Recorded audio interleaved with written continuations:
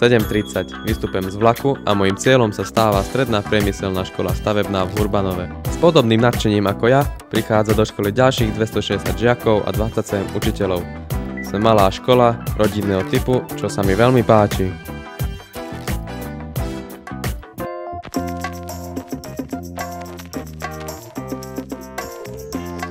Tým, ktorým sa nechce skoro ráno vstávať, sú ubytovaní na školskom internáte. Majú tu ubytko, celodennú stravu, kamarátov, super vychovávateľov. Ako pozerám tie baby a ja by som si dal takéto raňajky. Hodina matematiky. Kristián nech počíta ako počíta, vždy mu vychádza 0. Možno to spôsobujú Tom a Jerry. Na hodinách odborného kreslenia rysujeme takéto dokonalé výkresy. Či? Na hodinách geodézie zameriavame rôzne objekty. Ideme. Aj oni idú. Nastavíme si prístroje a zameriavame. Vidíš ju? Vidím ju. A ja ju vidím.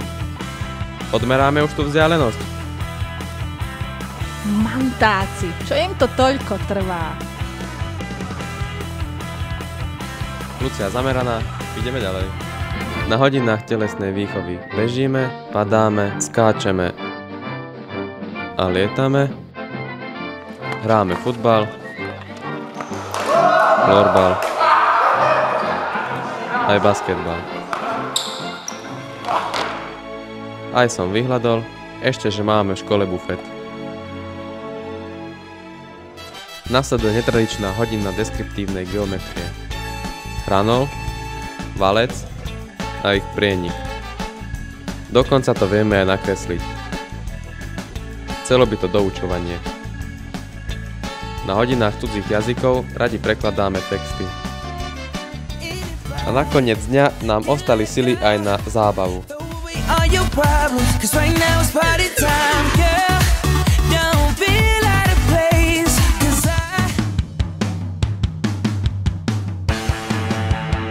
Vedieme aktívny život, chodíme lyžovať, posilňujeme, polujeme, držíme spolu, makáme, staviame mosty, vytvárame kreatívne plagáty, podporujeme charitu.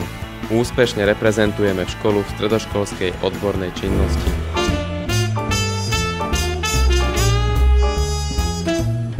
Byť samostatným, ale zároveň byť aj tímovým hráčom, byť presným a precízným, kresliť tušom, ale aj myšou, dohovoriť sa so svetom, byť moderný a kreatívny. Už viem, ako si naplánovať svoju budúcnosť aj svoj dom.